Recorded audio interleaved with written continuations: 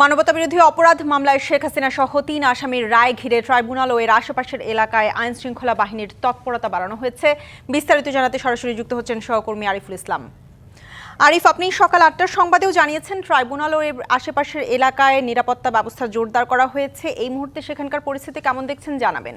এই মুহূর্তের যে পরিস্থিতি সকাল ৮টার সময় যেটা বলেছিলাম ঠিক সেটাই বহাল রয়েছে। কারণ হচ্ছে আইন শৃঙ্খলা পরিস্থিতি একেবারে ঢেলে সাজানো হয়েছে। বিশেষ করে হাইকোর্ট প্রাঙ্গণে যদি আমি একটু দেখাতে চাই, আমার পাশে বিজিবি থেকে শুরু করে সেনাবাহিনী, পুলিশ সদস্য এছাড়াও গোয়েন্দা সংস্থার যারা কর্মকর্তা রয়েছেন তারা কিন্তু ব্যাপক তৎপর রয়েছেন এবং কি কঠোর অবস্থানে রয়েছেন যাতে করে কোনো প্রকার বিশৃঙ্খলা সৃষ্টি না হতে পারে।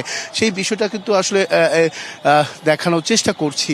আপনি দেখতে পাচ্ছেন যে বিগত কয়েকদিনের এই রায়কে কেন্দ্র করে, সাবেক প্রধানমন্ত্রী শেখ হাসিনার রায়কে কেন্দ্র করে যে ধরনের বিশৃঙ্খলা সৃষ্টি হয়েছে, বিশেষ করে ককটেল বিস্ফোরণ থেকে শুরু করে বাসে আগুন দেওয়ার যে ঘটনাটি ঘটেছে দুর্বৃত্তরা, সেখান থেকে আসলে মূলত এই যে আইন শৃঙ্খলা বাহিনীর যে তৎপরতা সেটা কিন্তু আমরা দেখতে পেরেছি। এবং কি হাইকোর্টের ঠিক সামনে আমরা যদি একটু বলতে চাই যে এই শেখ হাসিনার রায়কে কেন্দ্র করে তার যে বিচারের প্রতিক্রিয়া, ঠিক রায় ঘোষণা হওয়ার আগেই আমরা হাইকোর্ট চত্বরে আমরা দেখতে পাচ্ছি যে শহীদদের, জুলাই আগস্টের শহীদের স্বজনরা তারা কিন্তু এসেছেন, পরিবারের সদস্যরা তারা এসেছেন। একটু জানতে চাই আপনারা আজকে কি ধরনের রায় চাচ্ছেন?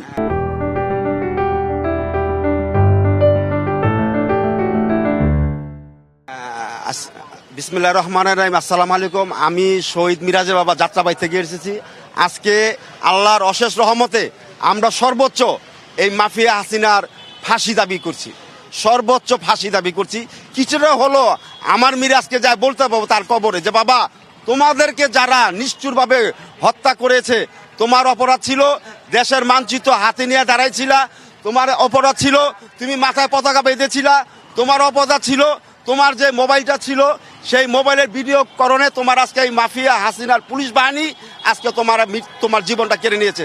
তাই শুধু হাসিনা না, সারা বাংলাদেশে যে পুলিশগুলা আপনারা জানেন বৃহত্তম গণহত্যা চালিয়েছিল সেই যাত্রাবাড়িতে যারা পুলিশ ছিল সবাইকে যাতে আইনের আওতায় নিয়ে আসে।